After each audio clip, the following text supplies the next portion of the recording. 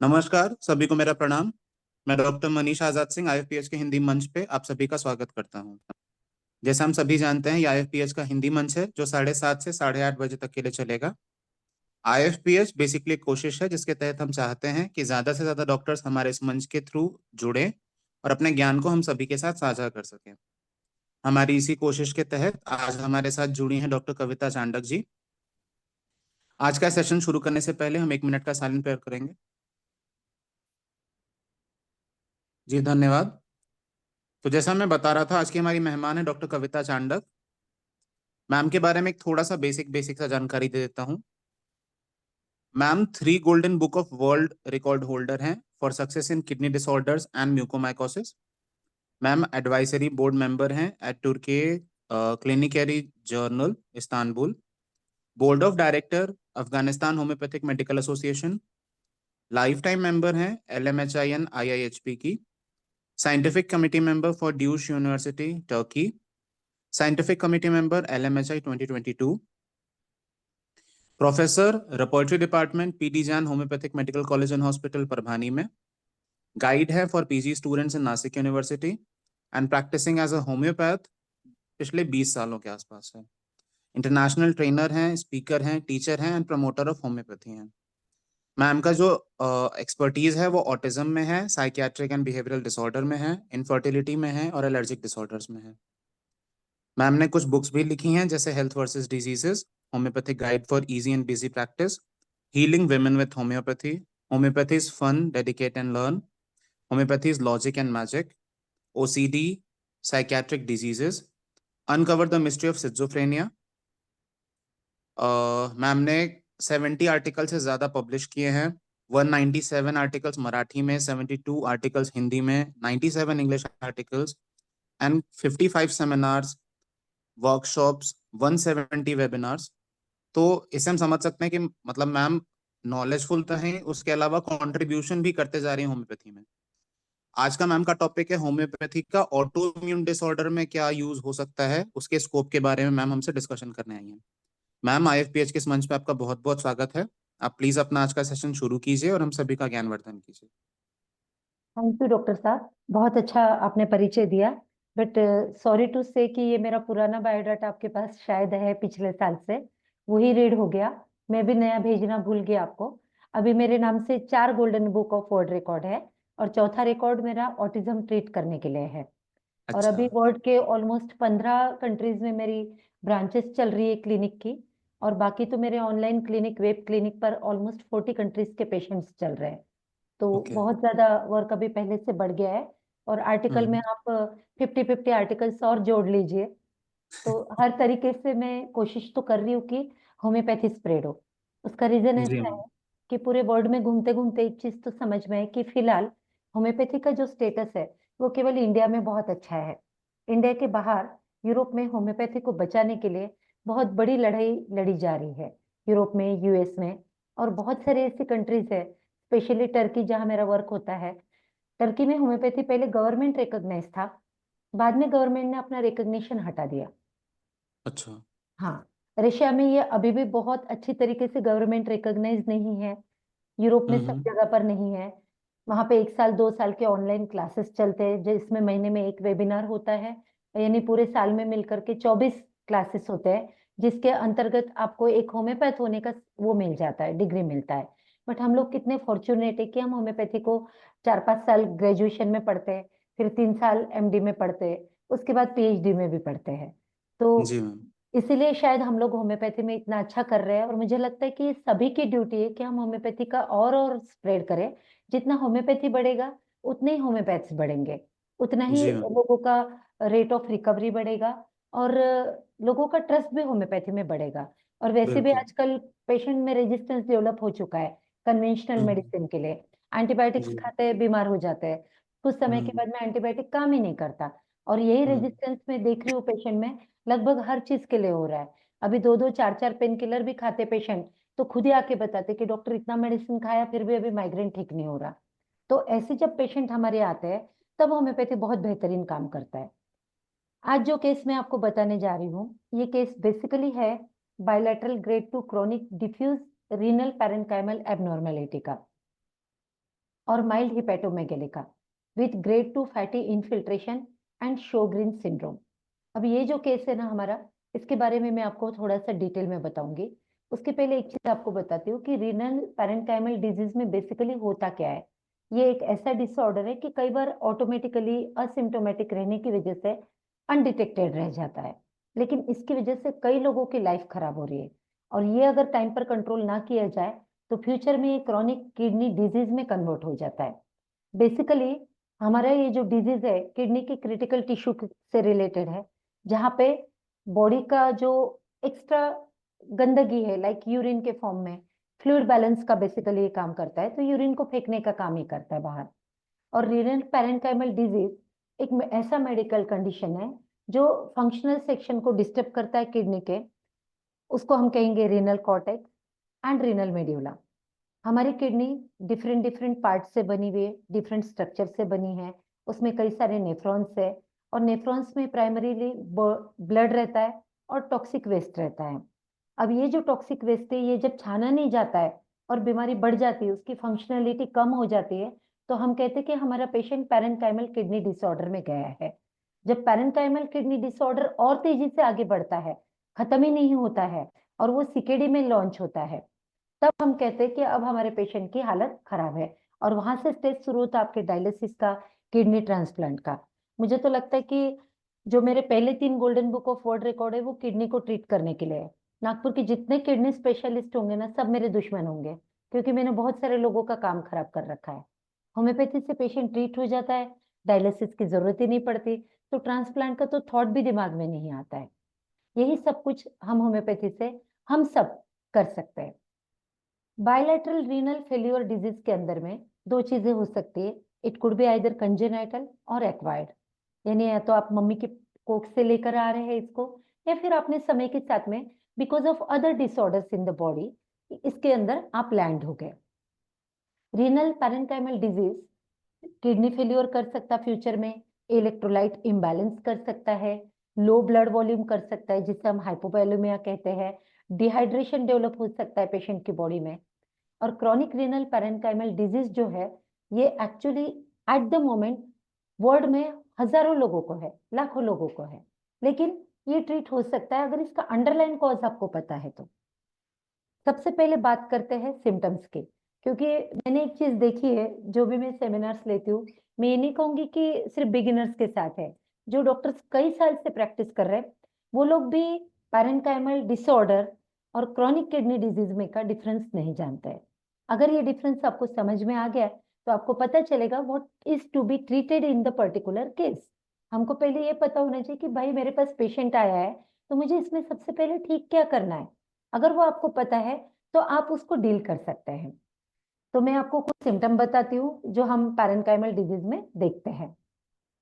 कई बार पेशेंट आके बताएंगे आपको कि डॉक्टर आजकल ना मेरे हाथों पे बहुत सूजन रहती है, पैर में तो रहती है और अक्सर आंखों में भी रहती है, ऐसा लगता है कि मैं महीनों से सोया ही नहीं हूँ। कई बार मेरा बीपी हाई रहता है। एनीमिया आपको मिलेगा as a keynote symptom in parenchymal disease. हमेशा पेशेंट का हीमोग्लोबिन 7.5-8 ही चलता है। मेरे पास जितने पेशेंट है, अभी तो मैंने ल्यूपस नेफ्राइटिस भी ठीक किया है। लोग कहते हैं ऐसे ठीक नहीं होता है। कल के एचपैथी में होम्योपैथी फॉर एवरीवन जर्नल में ही मेरा एक केस पब्लिश हुआ है, और ऐसे लिए मैंने 100% ट्रीट किया है, जिसे लोग कहते हैं ऑटो इम्यून डिजीज ठीक नहीं होता। चाहो तो सब हो सकता है, बस अच्छे स्टडी की, ऑर्गेनन के नॉलेज की आपको जरूरत है।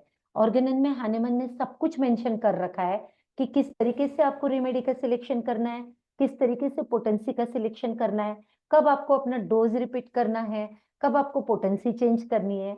ये जिसको समझ गया वो दुनिया की कोई भी बीमारी को डील कर सकता है। कुछ और सिम्टम है पैरेन्काइमल डिजीज के, जैसे बोन में चेंजेस आ जाते हैं, यूरिन में ब्लड आने लगता है, उसके बाद में आप देखेंगे कि पेट में भी कई बार सूजन दिखाई देती है।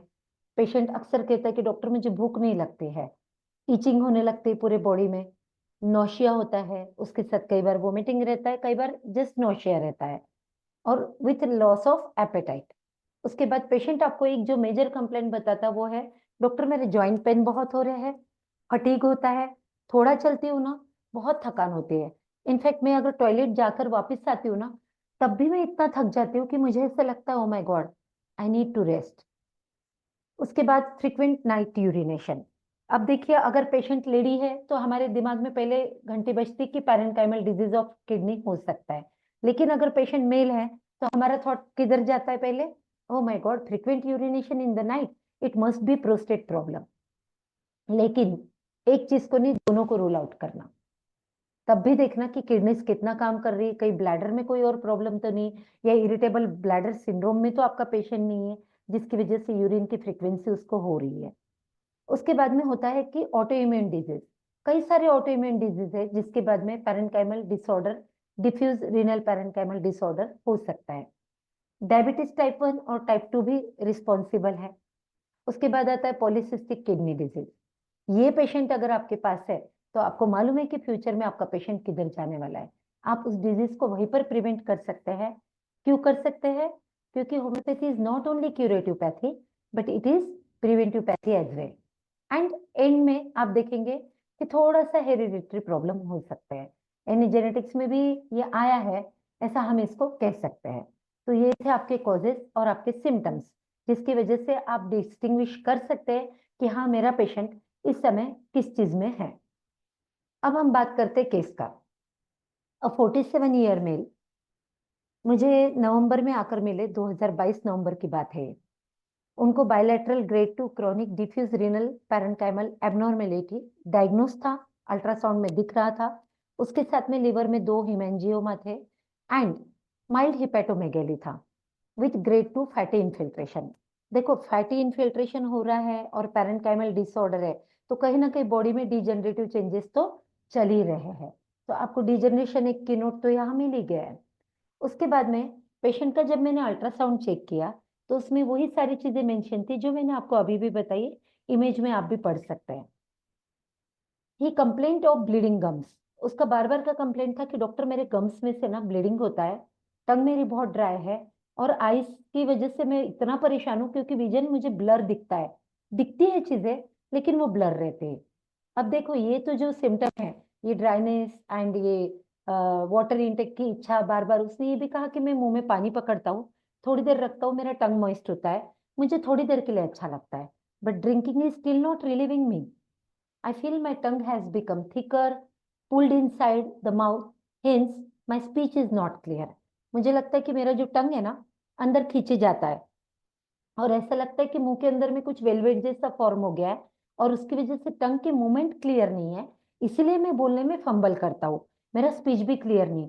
और डॉक्टर, आपको बताओ, मेरे मुंह से बहुत गंदी बदबू भी आती है and this dryness is of mouth keeping me awake. मैं ना सारी रात सो नहीं पाता हूँ क्योंकि ड्राइनेस मुझे कंटिन्यू दिखते रहता है, तंग करते रहता है, इससे मेरी नींद डिस्टर्ब होती है। बात करते करते वो ना बार बार ऐसे थ्रोट का हैकिंग कर रहे थे। उन्होंने आगे कहा कि मैं एनर्जी तो फील करता हूँ लेकिन बहुत अच्छा नहीं है, जैसे मेरा काम कोई बहुत बड़ा नहीं है, छोटा सा है, एक शॉप ही है, लेकिन मैं 2 घंटे के ऊपर एक समय में शॉप में दिन भर बैठ भी नहीं सकता हूँ। समटाइम्स मैं बहुत इंपॉर्टेंट चीजें भी भूल जाता हूँ, नाम भूल जाता हूँ, कोई चीज मैं कहीं रखता हूँ ये सोच के कि ये चीज इंपॉर्टेंट है, अच्छी जगह रखूंगा तो मुझे टाइम पे मिल जाएगी, लेकिन बाद में वो अच्छी जगह कौन सी है ये मुझे याद ही नहीं आता है। और आप लोग तो जानते हैं कि हम होम्योपैथ से हमको बहुत ज्यादा चीरफाड़ करने की आदत होती है, पूरा हम पेशेंट का कुंडली बनाते हैं। तो थर्मल रिएक्शन भी मैंने पता किया and he was hot thermally. फिर पर्सनल हिस्ट्री भी उनका लिया, उसमें कोई खास स्पेसिफिक मुझे कुछ नहीं मिला। उसके बाद में इतना पता चला कि उनके फादर डायबिटिक है और एक्जिमा के पेशेंट है एंड उसी समय उनके फादर का भी ट्रीटमेंट मेरे यहाँ पे चल ही रहा था। जब वो मुझसे मिले तब उनका ब्लड प्रेशर था 140/96 mm/Hg। तो मैंने कुछ रूब्रिक्स कंसिडर किए होम्योपैथी के अपने, जैसे आई में ड्राइनेस लिया, vision blurred, then mouth bleeding gums, उसके बाद में dryness in the tongue, then dryness, water, patient is, there was a desire to hold water for some time and later on patient is spitting it or sometimes swallowing it, but ultimately there is thirstlessness। वो कोई water पीने से उनको relieve नहीं हो रहा था, इसलिए उनको बहुत पानी पीने का भी मन नहीं कर रहा था। Next was mouth, tongue adheres to roof of mouth and dryness during sleep, sensation of mouth as if covered by velvet, speech defective speech था, मुंह से बहुत गंदी बदबू आ रही थी, so I considered odour offensive and he was not lying. वो जब मुझसे बात कर रहे थे तो मुझे भी फील हो रहा था कि something is really bad there. उसके बाद मैंने एक सिम्टम ऑन ऑब्जर्वेशन कवर किया, that was throat hack disposition to. You see, when we see any patient, we have to use all our senses. Touch the patient. Patient को touch करो, उसका body temperature आपको पता चलता है। Patient को सूंघो, उसके बॉडी से पर्टिकुलर स्मेल आता है, वो आपको रेमेडी बताता है। अगर उसके पसीने में खट्टा गंदा बदबू आती है तो आपके दिमाग में सोराइनम आ सकता है, मैग्नीशिया ग्रुप आ सकता है। सो यूज योर ऑल सेंसेस। और फिर पेशेंट की स्माइल देखो, उसका वीपिंग डिस्पोजिशन देखो, उसका टेंडेंसी देखो, so that you will understand कि क्या क्या चेंजेस हो रहे हैं और आपको उसमें से क्या पिक करना है। इसे कहते हैं सेमियोटिक ऑब्जर्वेशन। फिर मैंने अगला सिम्टम लिया, पेरेन्काइमेटस इन्फ्लामेशन इन किडनीज। ऐसे देखा जाए तो ये पैथोलॉजिकल रूब्रिक है। हम यूजुअली पैथोलॉजिकल रूब्रिक्स कंसिडर नहीं करते अपने रेपर्टाइजेशन में। क्यों नहीं करते? क्योंकि pathological rubrics always talks about pathology, the disease, not about the patient. When you consider the rubric of the patient, then it is the real homeopathy practice.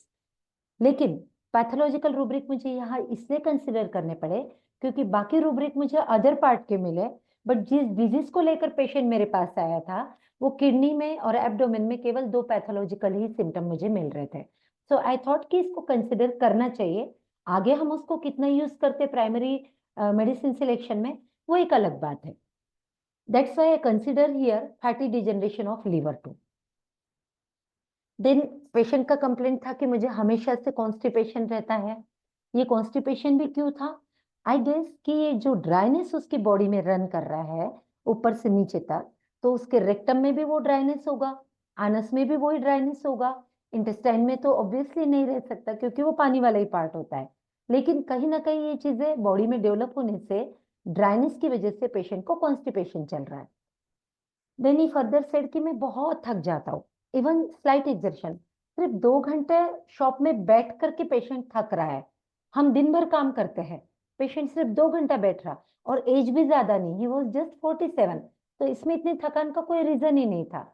Then I considered the rubric heat sensation of, and later on from general chapter weakness. तो अब देखो बहुत सारी remedies तो ऊपर आ गई है रेपर्टाइजेशन chart से। फॉस्फोरस आ गया, नक्समोस आ गया, लाइकोपोडियम आ गया, बेलाडोना है, नाइट्रेम्योर है, सल्फर है, लैकेसिस है, मर्कसॉल है। इतनी सारी रेमेडीज हमारे पास में ऊपर में आ गई हमारे टेबल में। अब आप मुझे बताइए कि इस टेबल में से हम कौन सी रेमेडी के साथ में जाए और क्यों?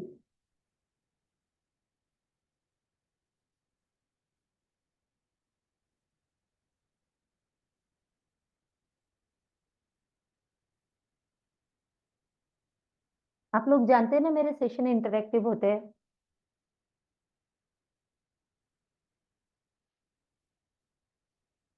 तो जवाब तो देना पड़ेगा। Yes doctor Arora, doctor Arora, don't disclose the remedy.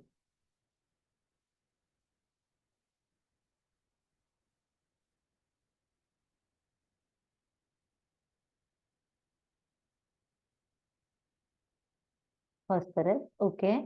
Phosphorus sounds good because of degenerative process, and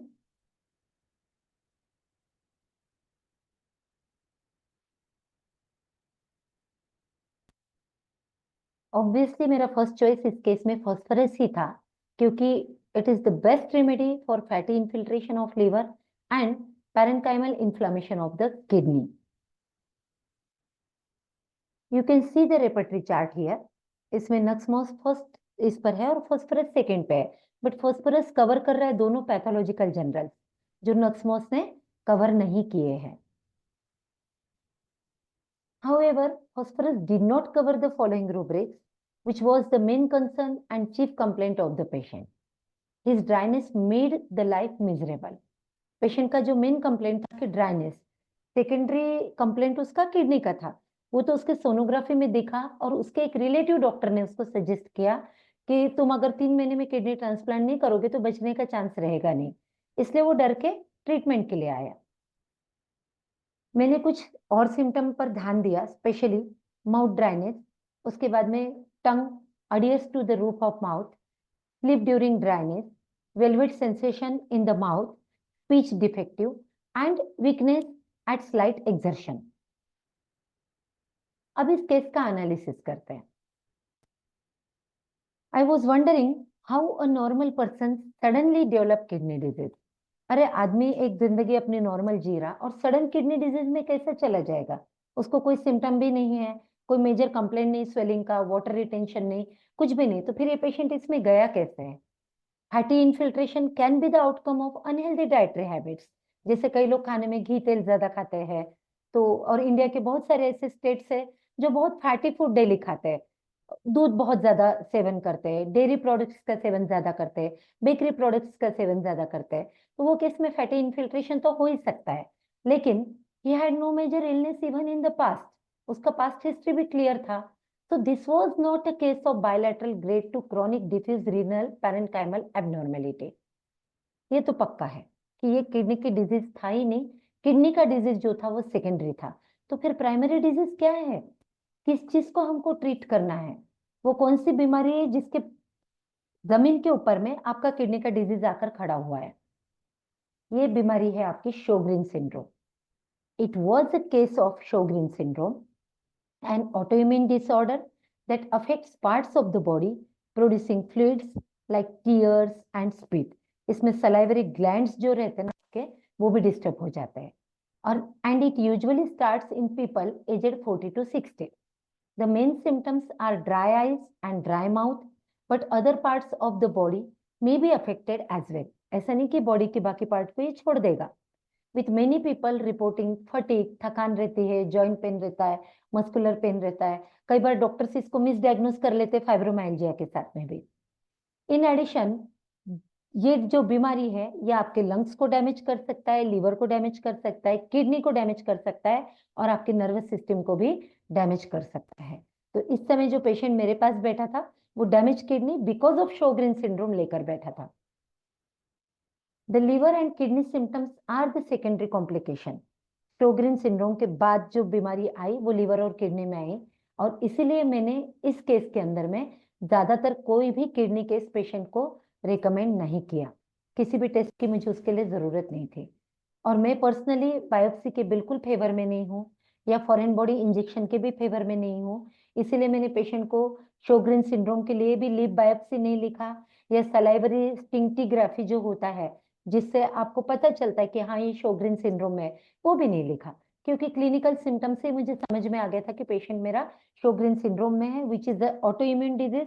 and आपने देखा होंगे कि causes of parenchymal disorder of kidney, one of the causes autoimmune disease. And liver hemangioma जो होता है वो कुछ नहीं रहता. वो जो ब्लड वेसल्स रहती है वो टैंगल होके एक बॉल जैसा फॉर्म कर देती है, और ये हेमेंजियोमा 20% लोगों में यूजुअली प्रेजेंट रहता है, and it is absolutely not fatal. इसीलिए इस केस में liver and hemangioma was not my cup of tea. उसको मैंने स्किप ही कर दिया दिमाग से, and I tried to concentrate first on Sjogren syndrome, and that's why I chose this remedy. Nux moschata 200 एक डोज दिया, उसके साथ फॉस्फोरस 30 भी दिया. नक्समोस 200 का फॉर एग्जांपल एक डोज मैंने आज दिया है, तो फॉस्फोरस 30 का एक डोज मैंने 15 दिन के बाद में पेशेंट को लेने के लिए दिया है. I did not prescribe the remedy just because it stood first in the repertory chart. देखो रिपर्टरी चार्ट में जो भी रेमेडी पहले आ गई वही प्रिस्क्राइब करना चाहिए, ऐसा बिल्कुल नहीं है. बहुत सारे लोगों में ये मिथ है कि जो फर्स्ट रेमेडी आती ना वो सिमिलिमम है. एक ट्रूथ बताओ आपको, 23 साल से प्रैक्टिस कर रही हूँ मैं, 90% times in our all cases हमको सिमिलिमम मिलता ही नहीं है. वो जो मिलता है ना उसे सिमिली कहते हैं, क्योंकि सिमिलिमम ढूंढना और perfect mirror image remedy patient में मिलना बहुत मुश्किल है. ये एक बहुत ही बढ़िया एक्सपीरियंस और बढ़िया नॉलेज के बाद ही आपके अंदर आता है. और सेकेंडली जो सैटेलाइट रेमेडीज होते हैं वो भी बहुत यूजफुल होते हैं. सैटेलाइट रेमेडीज माने जो आपकी चार्ट में फर्स्ट को छोड़ के आगे की रेमेडीज है 4, उसे हम यूजुअली सैटेलाइट रेमेडी कंसिडर करते हैं. अब इस केस में नक्समोस डालने की वजह थी पेशेंट का जो ड्राइनेस का सिम्टम था, बिकॉज नक्समोस ने ड्राइनेस के सिम्टम पूरे कवर किए, एज वेल पर्सनालिटी को भी कवर किया. अगर आप नक्समोस रेमेडी पढ़ेंगे तो you will come to know that this patients are usually mild, submissive and emotional. मेरा पेशेंट वैसे ही था, and a few years back he even suffered from mental shock due to accidental death of his wife. Nux moschata की भी एक positive factor etiology आप देखेंगे तो मेंटल ट्रॉमा आपको मिलेगा। Now why I chose 200 potency, ये भी एक बड़ा क्वेश्चन है।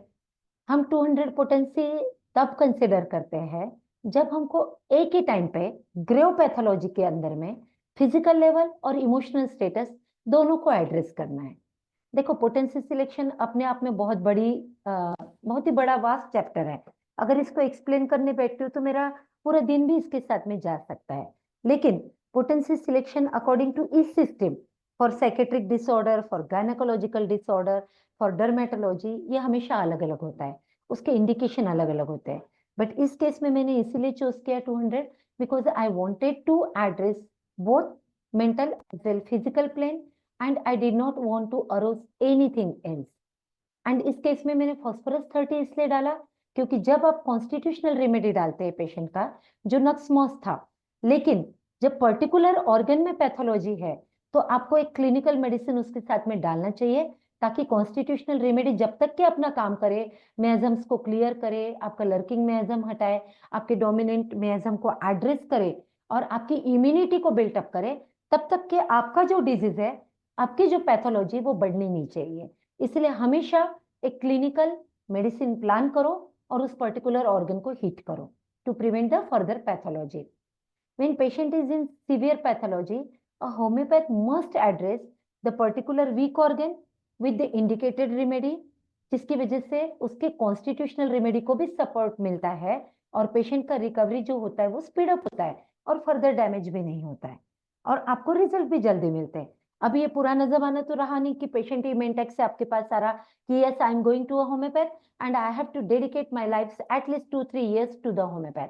अब ऐसा नहीं होता है, हमारे रिजल्ट 6 महीने, 7 महीने, 10 महीने में मैक्सिमम आ जाते हैं और पेशेंट बहुत खुश भी होता है with all evidence based lab investigation. और उसमें पेशेंट में रिकरेंस भी नहीं आता है। क्यों नहीं आता? क्योंकि स्ट्रेटेजीज है कि पोटेंसी प्रॉपर सिलेक्ट करो, सैटेलाइट रेमेडी कब प्लान करना है आपके सिमिली के बाद वो समझो और साथ ही में पर्टिकुलर रेमेडी भी आप उसके अंदर में डालो। ये सब बहुत इंपॉर्टेंट है। Then see the follow up after 1 month. He said I am 50% better. Can sleep peacefully, नींद अच्छी हो रही है, ड्राइनेस थोड़ा कम हुआ है, लेकिन आंखों में तो फिर भी लगता ही है और कॉन्स्टिपेशन तो अभी भी वैसा ही है। तो मैंने सेम रेमेडी को सेम पैटर्न में वापस से रिपीट किया। Now follow up after 3 months. He said my constipation is better. Mouth dryness is not so much bothering. अभी वीकनेस थोड़ा सा तो बचा ही है। वीकनेस में मैं नहीं कहूंगा कि मैं बहुत सेटिस्फाइड हूँ, लेकिन उसका जब ब्लड प्रेशर हमने मेजर किया तो it was 130/90. So I thought to go with placebo only. काहे के लिए ज्यादा मेडिसिन डालना जब पेशेंट ठीक चल रहा है? और जो लास्ट मेडिसिन आपने डाला है उसको भी काम करने के लिए पूरा एक्शन, उसका जो एक्शन पीरियड होता है उसको काम करने के लिए पूरा टाइम देना चाहिए। कई बार मैंने देखा है कि इंडिया की ही कुछ पर्टिकुलर पार्ट में अलग मेथडोलॉजी के साथ प्रैक्टिस होता है। For example, various doctors keep on repeating 200 potency twice or thrice in a day. I give 200 potency once in a 15 days only. आप क्यों इतना मेडिसिन रिपीट कर रहे हैं? अगर रिपीट करना है तो 5th एडिशन में हानेमन ने आपको प्लसिंग मेथड दिया है, आप उसके अंदर डालिए या एक्वाडोजिस में डालिए। पेशेंट को हार्म किए बिना, रेमेडीज का या मेडिसिन का बम्बार्डिंग किए बिना जेंटल क्योर हो सकता है और उसी को क्लासिकल मेथड ऑफ होम्योपैथी कहते हैं, जो मैं प्रैक्टिस करती हूँ। तो कम से कम मेडिसिन में बेटर रिजल्ट आपको मिल सकते हैं। देखो, हम दूसरे कन्वेंशनल स्कूल को, मॉडर्न स्कूल को ब्लेम करते हैं कि कितना मेडिसिन ये लोग डालते हैं। जब हमारे पास सिजोफ्रेनिया के पेशेंट आते हैं ना मेरे पास, तो ऑलरेडी 14 टैबलेट पर रहते हैं। उनके टैबलेट्स को टैपर करते करते छुड़वाने में मुझे 1 साल 1.5 साल लगता है। आप सोचिए कि जब हम दूसरे को ब्लेम कर रहे हैं और हम भी तो वही काम कर रहे हैं इतना सारा मेडिसिन डाल के, तो वो कृपया ना करें। Now see the follow up after 4 months. His blood pressure was still 130/90. सो अच्छा था। उसका ड्राइनेस जो था आंखों में का वो लिटिल बेटर था and he could sleep well in night, क्योंकि मुंह का ड्राइनेस कम हो गया था। अब बार बार मुंह के ड्राइनेस की वजह से अनईजी होके आंख नहीं खुल रही थी और बार बार पानी नहीं पीना पड़ रहा था। He said, Doctor, now I do not hold water in my mouth to moisten my tongue. The tongue is free and speech is better. Obviously tongue free हो गया क्योंकि velvet sensation, dryness mouth का खत्म हो गया है। हाँ, पर मैं कभी कभी फंबल करता हूँ। वीकनेस तो मेरा कम हुआ है, लेकिन फिर भी मैं बहुत टायर्ड फील करता हूँ। And I avoid mending the shop for more than 2 hours. मैं अभी भी ना अपने दुकान पे 2 घंटे के ऊपर में बैठता नहीं हूँ। However, I am consuming ample water till my urine burns.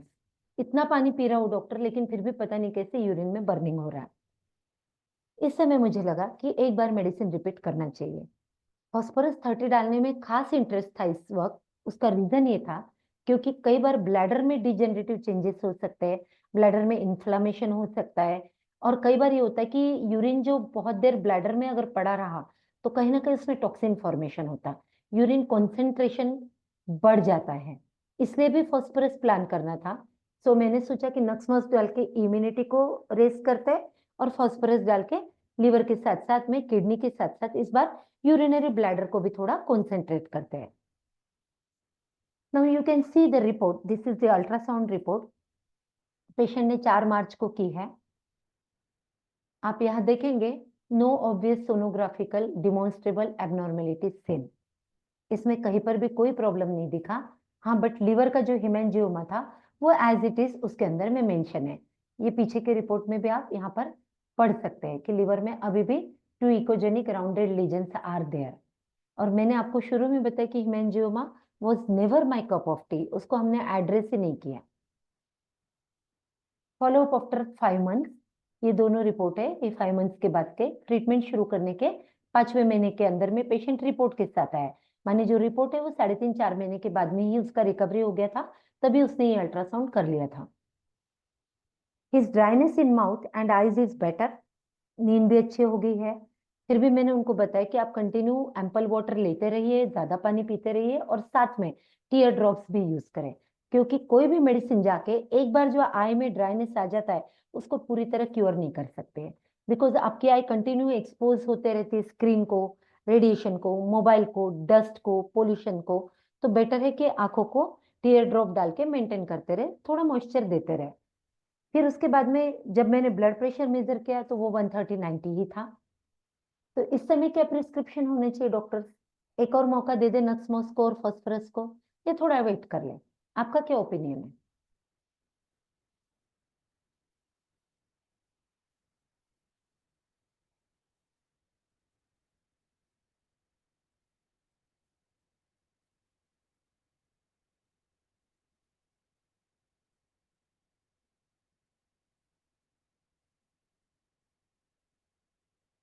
Doctor, radiation hazard होता है मोबाइल से, इसलिए भी होता है क्योंकि इलेक्ट्रोमैग्नेटिक वेव्स होती है, और सिर्फ यही नहीं, जो वाईफाई हम यूज करते हैं ना घर में, उससे कई ज्यादा होता है। उसका रीजन मैं आपको बताऊं, मैंने अभी रिसेंटली एक केस एक्सप्लेन किया था। किसी ने ज्वाइन भी किया होगा, एक 4-5 दिन पहले की बात है। वो वेबिनार भी किसी ने ज्वाइन किया होगा आप में से। और ये केस मैंने वर्ल्ड कांग्रेस में बगोटा में एक्सप्लेन किया है 2023 में, where I was invited as a keynote speaker. WiFi radiation remedy से मैंने पेशेंट का cerebral atrophy, degenerative changes, fumble walking, fumble speech, blurred vision, imbalancing, ये सब चीजें ट्रीट की है। और उसके डिस्क में जो डिजेनरेटिव चेंजेस हो रहे थे उसको भी निकाला है, एन्युलर टीयर को भी निकाला है। और सारा केस शुरू हुआ था मोबाइल कंटिन्यू यूज करने से और स्क्रीन यूज करने से। तो अलग अलग कंपनी की जो चीजें आती है उसमें कहीं ना कुछ हार्मफुल चीजें आती है। डायरेक्टली ये हमारे बॉडी पर अटैक नहीं करते हैं जो रेडिएशन है, बट ये हमारा ऑक्सीडेटिव स्ट्रेस बढ़ाता है। और जो ऑक्सीडेटिव स्ट्रेस बढ़ता है वो आपके बॉडी में डिजेनरेटिव प्रोसेस को बढ़ावा देता है। इसका स्टडीज अवेलेबल है इंटरनेट पर, आप देखिएगा। So this time my prescription was placebo. Now see the follow-up after 6 months. Although dryness is less but not finished, he complained of constipation and cracks in his heels. तो मैंने सोचा कि एक time being just organ पे ज्यादातर काम करे ऐसा रेमेडी डालते हैं। So I chose Bryonia as per his personality also, and I give Bryonia दिन में 2 बार दिया 10 दिन के लिए। The patient is doing well. Sonography report confirm normal status of kidney and liver, excluding hemangiomas, जिसको मुझे ट्रीट करने में उस समय कहीं कोई जरूरत भी नहीं थी उसको ट्रीट करने की। इसलिए मैंने अपना एनर्जी, अपना कंसंट्रेशन डिस्टर्ब नहीं होने दिया, और हमने शोग्रेन सिंड्रोम को एड्रेस किया, जिसने बदले में हमको हमारा किडनी ठीक करके दिया उस समय जब हमने किडनी पर कोई खास रेमेडी नहीं प्लान किया। I am still following up the patient for his underline disorder. Patient मुझे ऑन एंड ऑफ मिलता है, अभी रेगुलर मेरे मेडिकेशन में नहीं है, बट शोग्रीन सिंड्रोम बॉडी में है, तो थोड़ा थोड़ा मैं बीच बीच में पेशेंट को कुछ ना कुछ मेडिसिन देती हूँ, और कुछ एक्यूट प्रॉब्लम होता है तब भी वो मुझे आकर मिलते हैं। पेशेंट को आप लोग भी मिलना चाहेंगे? नमस्ते। आप मेरे पास में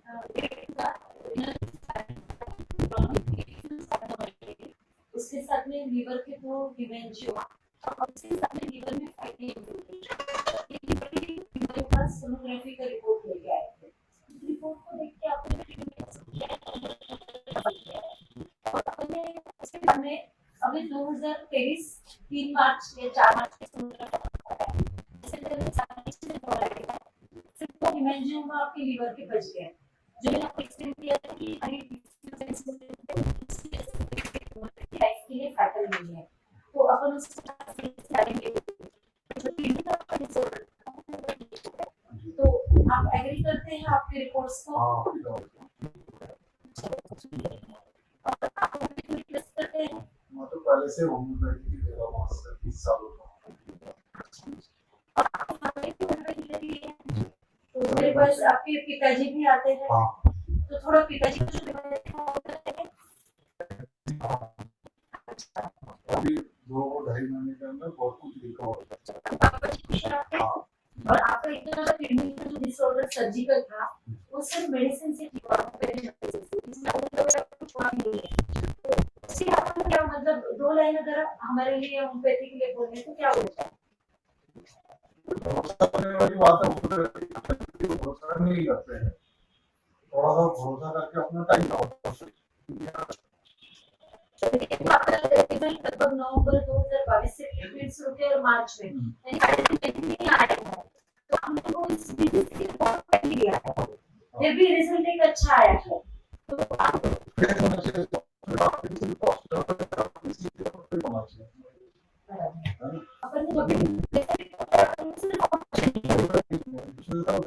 होम्योपैथी पर भी ट्रस्ट था ना। अच्छा, यानी आप एलोपैथ को मिले ही नहीं।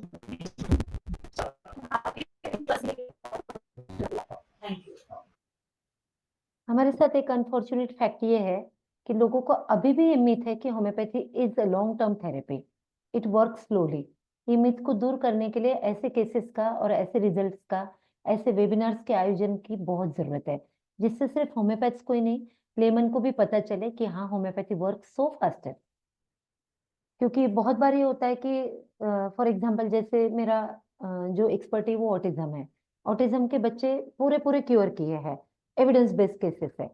एक पेशेंट को मैंने ठीक किया, 6 महीने हो गए थे ट्रीटमेंट को। वो जब गई साइकोलॉजिकल एनालिस्ट के पास में, कार्स टेस्ट मैंने रेकमेंड किया था, तो एनालिसिस करने वाला जो एनालाइजर था, he himself was so surprise कि आपका बेटा इतनी देर एक जगह बैठा है, इसका आई रिस्पॉन्स इतना अच्छा है, इसके सारे रिस्पॉन्सेस अच्छे हैं, बात करता है, रिप्लाई करता है, इसका स्पीच इतना बढ़िया हो गया, जबकि 6 महीने पहले इसमें से कुछ भी नहीं था।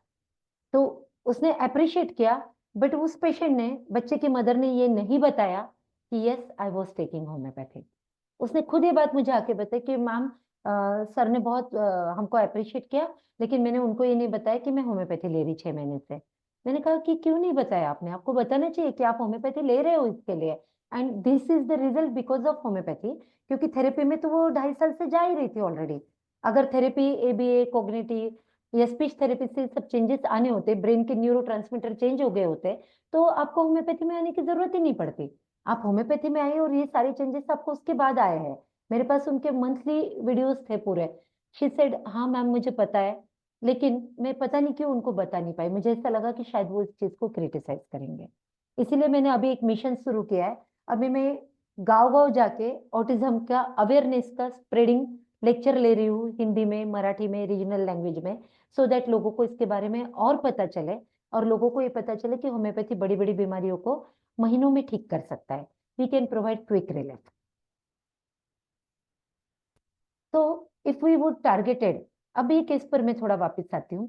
अगर एक केस में मैंने सिर्फ bilateral grade 2 chronic diffuse renal parenchymal abnormality को टारगेट किया होता, उसके 2 हिमेंजियोमास को टारगेट किया होता, उसके माइल्ड हिपेटोमेगली को टारगेट किया होता, और साथ में उसके ग्रेड 2 फैटी इन्फिल्ट्रेशन को भी टारगेट किया होता, बिना ये सोचे समझे कि अंडरलाइन डिजीज को टारगेट करना है, तो मुझे पार्शियल रिजल्ट तो जरूर मिलते हैं, लेकिन मेरा पेशेंट कभी क्योर नहीं होता। और समय के साथ में उसके जो डॉक्टर्स होते हैं अदर, वो उसको सजेस्ट करते कि this is the time for dialysis, यानी अल्टीमेटली वो पेशेंट क्रॉनिक किडनी डिजीज में लैंड हो गया रहता। बट हमारी प्रॉब्लम क्या है पता है क्या? हम लोग केस को जब स्टडी करते हैं तो सबसे पहले हम बड़े डायग्नोसिस के बड़े नाम से डर जाते हैं। ओ माय गॉड, इतना बड़ा टाइटल है, मतलब ये बीमारी बहुत बड़ी है। मेरा सारे होम्योपैथ से केवल एक निवेदन है, जैसा कि डॉक्टर साहब ने मेरे इंट्रोडक्शन में कहा कि मैं कंट्रीब्यूशन का भी बहुत काम कर रही हूँ। मेरा मिशन ही है sir, homeopathy is my mission, and मैं ये करूंगी, ये हमेशा करते रहूंगी। और मैं ये सारे डॉक्टर्स को बताना चाहती हूँ कि आप सबने भी ये करना चाहिए। जितना भी आप कंट्रीब्यूट कर सकते हैं, फ्री केसेस, फ्री सेमिनार, सब जगह अलग अलग प्लेटफॉर्म पे तो लीजिए, लेकिन ये हमने डॉक्टर्स तक सीमित रखे हैं। आम लोगों के लिए भी लीजिए, उनको बताइए अपने सक्सेसफुल केसेस। और इस केस के लिए मेरा नाम golden book of world record में दर्ज है। ये रिकॉर्ड मेरा बना है 2022 से 2023 के बीच का। ये मेरी कुछ बुक्स है जो अवेलेबल है मेरे वेबसाइट पे drkavitachandak.com पे, इसका लिंक आपको मिल जाएगा। ये अमेजोन पे भी अवेलेबल है। आप सिर्फ मेरा नाम डालेंगे डॉक्टर कविता चांडक बुक्स, तब भी मिलेगा। And yes, I do monitoring of the cases. अगर कोई केस कॉम्प्लिकेटेड रहा तो मैं उसको भी मॉनिटर करती हूँ। ये मेरी एक बहुत अच्छी बुक है, healing woman with homeopathy. Everything is mentioned about womanhood, all stages of womanhood along with its treatment। तो कभी वक्त निकाल के पढ़िएगा, उसमें भी बहुत सारा सोशल मैसेज भी है अपार्ट फ्रॉम मेडिसिन और medical part. And I would like to thank the organiser कि आपने इतना सुंदर प्रोजेक्ट रखा है। थोड़ा डिफिकल्ट जाता है हिंदी में लेने के लिए, क्योंकि आदत होगी अभी इंटरनेशनली वर्क करने की, तो हम अपने सारे प्रोजेक्ट्स इंग्लिश में लेते हैं। बट जैसे ये पहल IFPH ने किया कि हिंदी में अपने राष्ट्रभाषा में ये चीज होनी चाहिए, वैसे एक पहल आप और हमको मिलकर करनी चाहिए कि मेडिकोस के अलावा नॉन मेडिकोस के लिए भी ऐसे प्रोग्राम होने चाहिए। Thank you so much for this invitation and for being wonderful audience. Thank you so much. Thank you ma'am, thank you very much. Obviously हमेशा की तरह काफी फ्रूटफुल सेशन था एंड काफी कुछ सीखने को समझने को मिला। And just for additions, IFPH का इंग्लिश और उसके बाद फिर तमिल का लोकल सेशन भी होता है। एंड इंग्लिश उसके अलावा के IFPH लिए में, जी मैम। मैं इंग्लिश का मुझे पता है, मैंने IFPH के लिए इंग्लिश में लिए है। पर ये जो जी हिंदी में मैम। और तमिल में शुरू किया ना, ये बहुत ही बड़ी हम्म, है, मतलब अप्रिशिएबल थिंग है। जी मैम। एंड इसके अलावा फिर IFPH में मतलब ऐसे बाहर वाले भी ज्वाइन कर सकते हैं, मतलब इट इज नॉट नेसेसरी कि जो ऑडियंस है वो सिर्फ होम्योपैथ हो, ये कंपलसरी नहीं है, मतलब नहीं, पर ऑडियंस लोग नॉर्मल पीपल भी हो सकते हैं। नहीं, बिल्कुल हो जी सकते मैम। हैं डॉक्टर, लेकिन कैसा ये बिल्कुल हो सकते बाहर के लोग भी इसमें। लेकिन लोगों का सोच हम्म कैसा होता है जब किसी डिजीज के बारे में पढ़ते तो, जैसे मैं आपको एक एग्जांपल बताती हूँ। अभी मैंने ऑटिज्म पे जी एक मैम। लेक्चर लिया। मैं महाराष्ट्र में हम्म रहती हूँ, और यहाँ पे एक हम्म गांव है मेरे नागपुर से एक 300 किलोमीटर आगे। वहां जाके, मतलब एक hmm small city you can call, वहां मैंने एक प्रोजेक्ट लिया हम्म ऑटिज्म के ऊपर में। उसमें मैंने काफी पेरेंट्स के टेस्टिमोनियल बताए, डिजीज के बारे में डिटेल्स बताए, सब कुछ। एंड द जी वंडरफुल मैम। थिंग दैट जब लोग उसको, मतलब जस्ट 100 रुपये रजिस्ट्रेशन रखा था, जिसने बेचारे ने ऑर्गेनाइज किया था, वो मेरा पेशेंट है, तो उसने इतना बड़ा हॉल बुक किया, हम्म तो उसने 100 रुपीज रजिस्ट्रेशन रखा था। तो लोगों के उसको कॉल ये बोलकर आए कि अब तो हमारे बच्चे बड़े हो गए हैं, हमारे तो कोई ऑटिज्म का हम्म पेशेंट, तो हम क्यों आए सुनने के लिए। यानी जब हम्म लोग डिजीज का नाम सुनते हैं, मेडिकल टर्म सुनते हैं, तो उनका एक माइंड सेट होता है कि हमको सुन के क्या करना है। तो हम्म हमको लोग कम मिल रहे थे, तो मैंने उनसे कहा, मेरे पेशेंट से, कि you don't worry about it, I will pay for your hall अगर ऐसा लगता है तो, लेकिन आप इसको फ्री हम्म करो, रजिस्ट्रेशन फ्री करो। तब जाके लोग आए हमारे प्रोग्राम में। तो ये चीजें हम्म, अभी भी इंडियन मेंटेक थोड़ा सा बदलना जरूरी है। बट आपकी पहल बहुत बिल्कुल। सुंदर है, congratulation. Thank you ma'am, thank you very much. किसी का कोई क्वेश्चन है, कोई क्वेरी है, किसी को मैम से डायरेक्टली कुछ बात करना है, कुछ पूछना है, तो पहले कमेंट सेक्शन में कमेंट करें या हैंड रेज करें।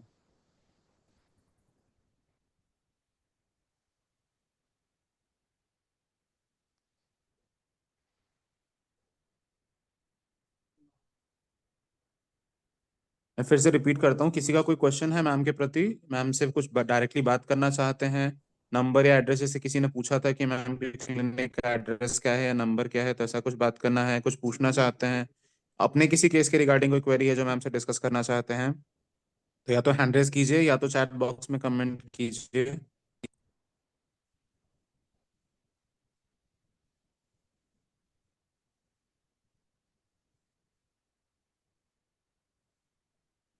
अ, अनुराग जी, ये मेरा जो आखिरी स्लाइड आप देख रहे हैं ना, अभी मैंने वापस से स्क्रीन शेयर किया है। आप इसकी पिक्चर ले लीजिएगा। इसमें मेरा ईमेल आईडी है, write a email to me, and मेरे क्लिनिक के हेल्पलाइन नंबर्स है।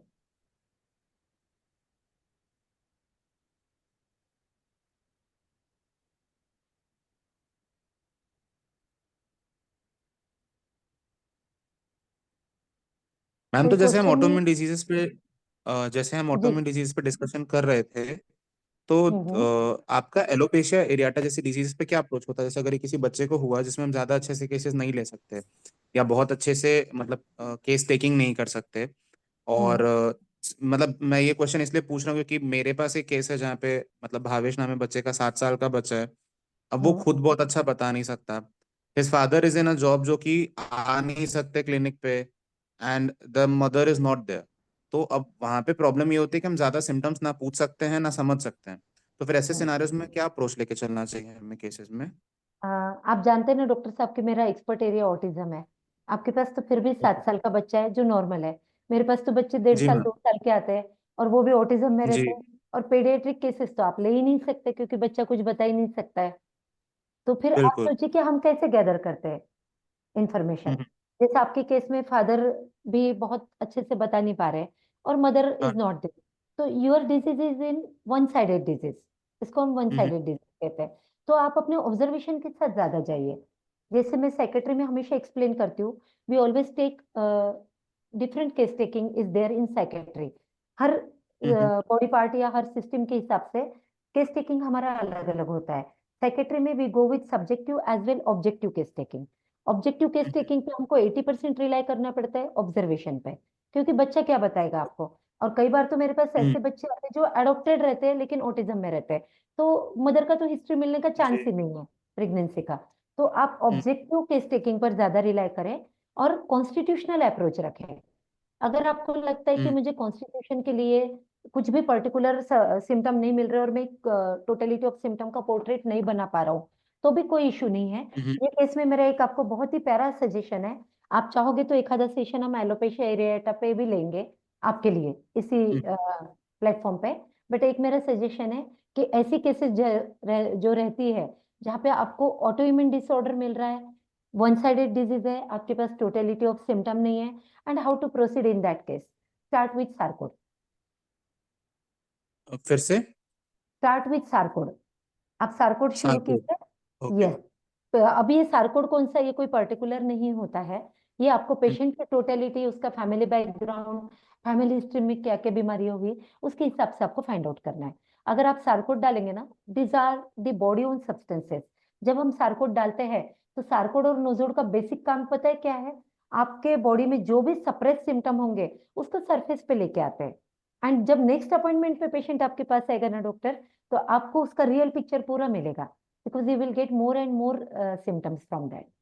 तो इस तरीके से ओके। भी हमको डिग करना पड़ता है। अच्छा।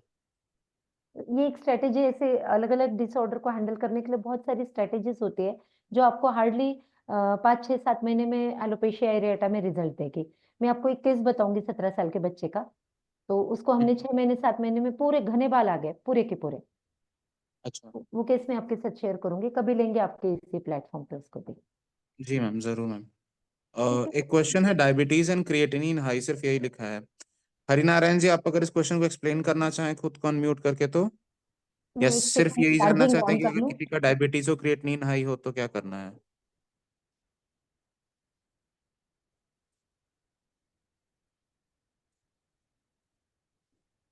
जी sorry doctor, can you repeat the question? Ma'am सिर्फ एक लाइन लिखिए, डायबिटीज एंड क्रिएटिनिन हाई। अच्छा, ओके। तो इसको कैसे समझे हम? डायबिटीज है पेशेंट को और क्रिएटिनिन हाई है। देखो, हाँ। क्रिएटिनिन हाई है तो उसके साथ में रीनल फेल्योर है क्या? क्रिएटिनिन हाई और भी कई केसेस में हो सकता है, जरूरी नहीं कि पेशेंट एग्जैक्टली। सीकेडी में ही होगा। तो वो बिल्कुल। उसके बैकग्राउंड या अंडरलाइन डिजीज क्या है वो बताइए। दूसरा डायबिटीज जो है, डायबिटीज का ट्रीटमेंट आपका अलग चलेगा, because it is a chronic disorder, तो वो आपको कंटिन्यूएशन में देते रहना है। और क्रिएटिनिन के लिए आपको एक रेमेडी प्लान करना पड़ेगा, जो स्पेशली किडनी की डिजेनरेटिव प्रोसेस को रोके और वेस्ट मटेरियल रोके। को बाहर निकालने में आपकी मदद करें। तो यू हैव टू बिल्कुल। Plan exactly like this as you saw in this case, constitutional remedy and a particular clinical remedy, वो दो चीजें आपको क्लब करनी पड़ेगी। अभी आपकी टोटलिटी पे डिपेंड है कि आपके पेशेंट के लिए क्या चाहिए। और किसी का कोई क्वेश्चन है? एक क्वेश्चन है, what could be differential diagnosis in this case? But I think differential diagnosis in this case, शायद आपने जो अभी केस डिस्कस किया उसके बारे में बात हो रही है कि इस केस का Okay. डिफरेंशियल डायग्नोसिस क्या हो सकता है? इस केस का डिफरेंशियल डायग्नोसिस कुछ और हो ही नहीं सकता है। डिफरेंशियल रेमेडीज निकले हैं रेपर्टरी में, डिफरेंशियल डायग्नोसिस कुछ नहीं हो सकता है, क्योंकि जब वीकनेस और ड्राइनेस एक साथ में चलते हैं तो अल्टीमेटली वो केस आपका शोग्रिन सिंड्रोम का ही है, वो अच्छा। ऑटोइम्यून डिजीज है। उसमें आप कहाँ जाके उसमें डिफरेंशियल डायग्नोसिस ढूंढेंगे? और जब पेशेंट क्रिटिकल स्टेज में आपके पास आया, खासकर उसको ये बताया गया कि 3 मंथ्स में अगर आपने किडनी ट्रांसप्लांट नहीं किया तो आपके बचने के चांस ही नहीं है, और वो पेशेंट 3.5 महीने के अंदर में हमारे पास में नॉर्मल रिपोर्ट लेके आता है। अगर डिफरेंशियल डायग्नोसिस में बैठेंगे ना बेटा हर केस में, तो आप you will lose the patient and patient will lose his life. Okay.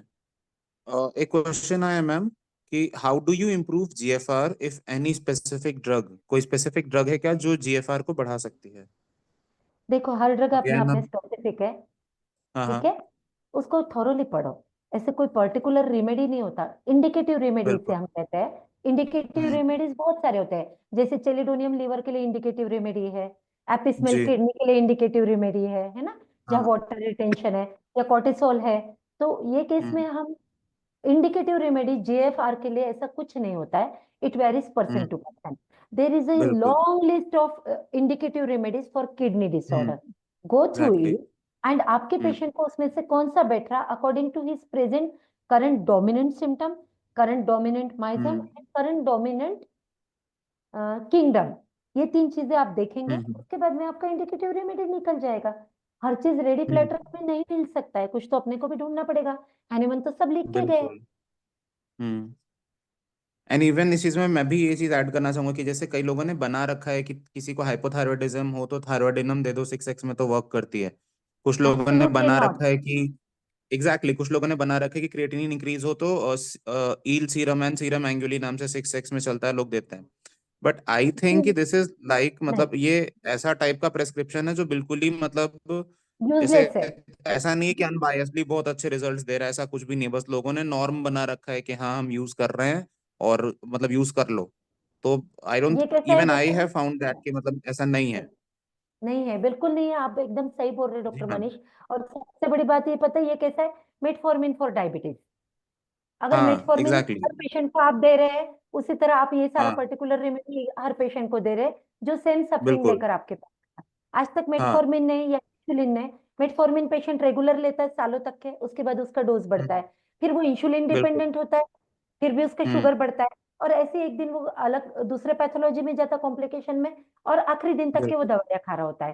This is एकदम। Maintenance, this is not cure. अगर आपको मेंटेनेंस चाहिए तो ये एल सीरम और ये सब लेना बंद करें। और थायराइड के लिए, हाइपोथायराइडिज्म के लिए थायराइडिनम वर्क नहीं करता। ये एक कॉमन क्वेश्चन है जो मुझे कई इंटरनेशनल सेमिनार्स में पूछा गया है कि how do you handle cancer cases, do you prescribe carcinosin और scirrhinum to every patient?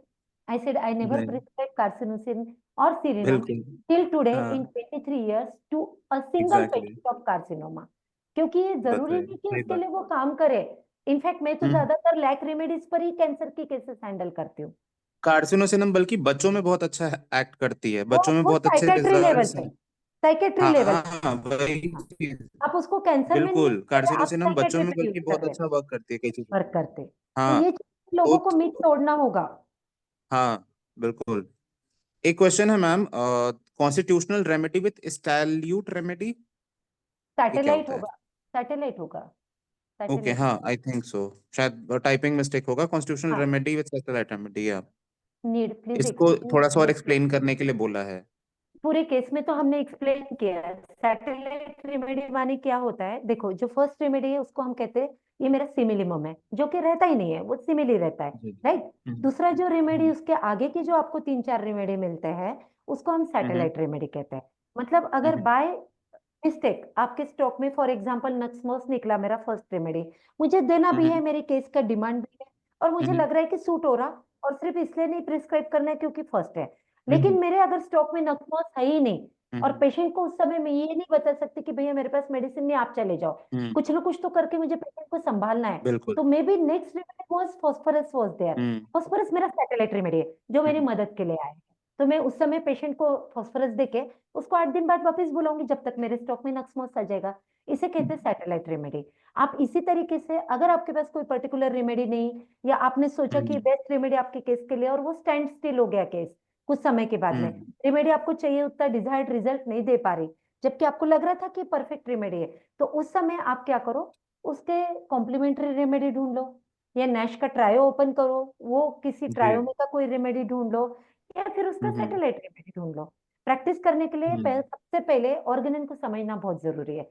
Problem है कि हमारे बिल्कुल। डॉक्टर्स क्या करते हैं, उनको लगता है अब तो सॉफ्टवेयर है, 4 सिम्टम चुन लो, रेपर्टरी में डाल दो, जो निकल गया वो मेडिसिन डाल दो। वो दे ऐसा दो, हाँ, प्रैक्टिस नहीं होता। अग्री।